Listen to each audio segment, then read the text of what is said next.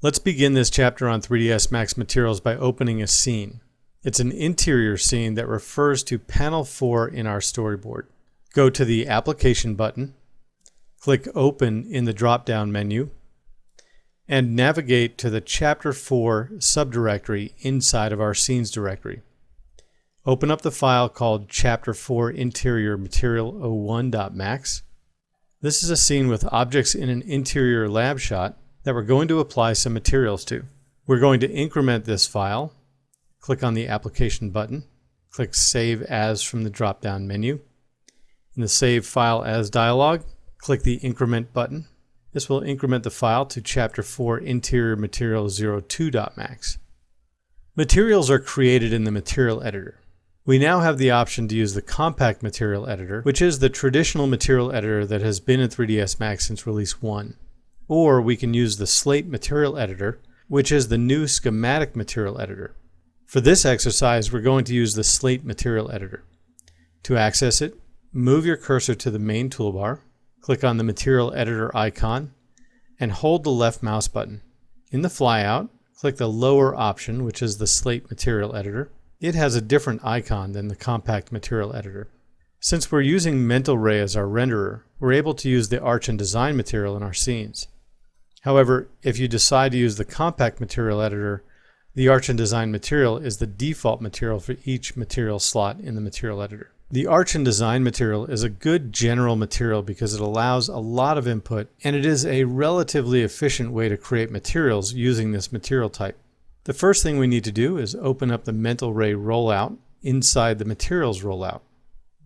Go ahead. If the Materials rollout is closed, click on the plus to the left-hand side of the rollout to open it.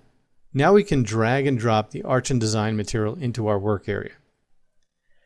The first thing we want to do is name the material. Go ahead and double-click on the title bar of the Arch and Design material that we just added to the workspace. This brings up the attributes in the Attributes window. For this particular Arch and Design material, in the Name type-in, highlight the name field, and let's type in paint_red. Press Return to accept the name change. The reason why I'm naming this with paint first and not the color first is that when I build a library and I look at my materials, I'll be able to see all of my paint materials grouped together. There is a shader associated with this material called the color shader, the diffuse color shader. It allows us to specify what color the material is going to be. You can see that the default color is gray. If we look at the material sample window on the left side of the shader node title bar, you'll notice that it's also gray. We want to change this to a bright red material color for this particular paint material. Click on the color swatch in the main material parameters rollout of the diffuse color. This will open a color selector dialog. Now, whether you choose your colors using RGB value sliders or the hue, saturation, and value sliders, it doesn't really matter. All the methods of choosing your color in the color selector work together. So you can work in any one of these three color areas. It's really whatever works best for you. What we'll do is click in the hue area and drag the mouse all the way to the left-hand side.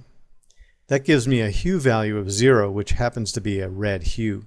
Then to make it completely saturated, we'll drag the saturation slider all the way to the right. The saturation determines the amount of color in the final color. So a value of 0 will have no color, and if the slider is dragged all the way to the right, it will be a pure, fully saturated color.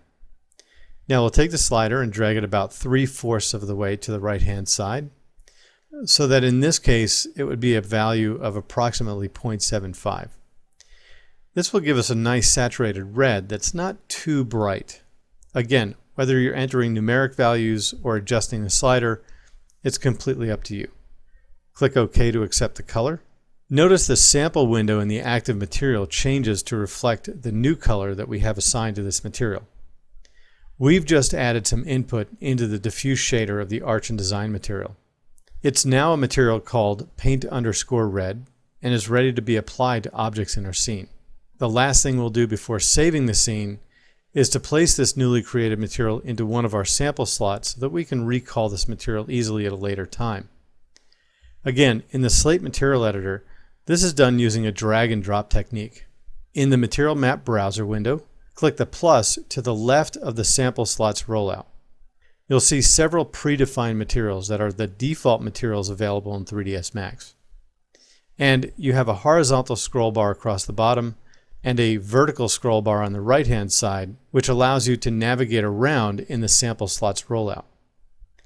In order to place the current material in one of the slots, click on the output of the Arch and Design material node and click and drag your mouse on top of one of the sample slots in the sample slot rollout. Then release the mouse button. As you're dragging, you should see a red line follow your mouse. If you didn't, then try clicking and dragging again. When you release the mouse, a dialog will appear that is asking you which method you would like to use when adding the material to the material slot. In this case, we want to use the instance method, so make sure that instance is selected and click OK. That adds our red paint material to the sample slots. So when we save our file and reopen it, that material will still be there for further editing or for us to apply to objects in our scene. Press Ctrl S to save the scene.